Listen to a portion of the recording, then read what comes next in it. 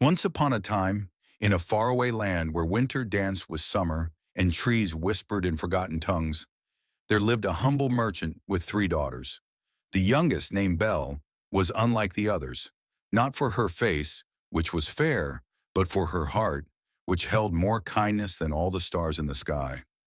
While her sisters longed for jewels and dresses, Belle found joy in books, moonlit walks, and caring for the sick and stray. She was called Beauty not for her reflection, but for her soul. One day the merchant lost all his ships in a terrible storm and was forced to move his daughters to a small cottage at the edge of a dark forest. They lived simply, though Belle bore it gladly. Still, when news came that one of his ships had returned, the merchant prepared to travel. "What shall I bring for you, my daughters?" he asked. "A ruby necklace," said the eldest. "A silk gown," said the second. "And you, Belle?" "Only a rose, father," she smiled, "if it's not too much trouble." The merchant found the ship had yielded nothing. Weary and disappointed, he took a wrong turn through the forest and came upon a hidden castle, magnificent but silent. Inside, food was laid for him, and a fire glowed. He stayed the night, though no host appeared. In the morning, as he left, he plucked a single rose from the garden. At once, a roar thundered behind him. "You dare steal from my garden?" cried a creature, tall as a tree, with fur like midnight and eyes like stormlight. The merchant fell to his knees. "Forgive me. It was for my daughter." The beast's voice softened, though it still rumbled. "Then she must take your place, one life for another."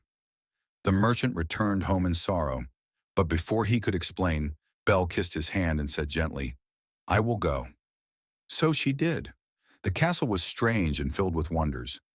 Mirrors that spoke, clocks that wept, and shadows that danced. But it was not cruel, and the beast, though fearsome, showed her kindness. He read with her by the fire, listened as she played the lute, and walked with her in the moonlit gardens. Each night he asked, "Will you marry me?" And each night she answered, "I'm not ready." But she no longer feared him. In his presence, she saw gentleness behind the claws and pain behind the eyes. One day she saw in a magic mirror that her father was gravely ill. The beast allowed her to visit, with one promise. She must return within 7 days. Back home, her sisters, bitter with jealousy, delayed her return. On the seventh night, Belle dreamed of the beast dying alone in the Garden of Roses. She ran. Through fog and thorn, through time and fear, she reached the castle and found him lying still, roses blooming around him like blood. "No," she cried, falling to her knees. "Don't die. Please. I love you." At that moment, the earth trembled and stars blinked. The beast glowed with golden light, and in his place stood a prince, tall and noble, with the same storm-lit eyes. "Your love," he said, "has broken the curse." He explained how a witch had cursed him to remain a beast until someone loved him truly, not for his face, but for his soul. Belle wept with joy, and this time, when he asked her to marry him, she whispered, "Yes." And so they ruled with wisdom and grace, a queen of compassion and a king once cursed.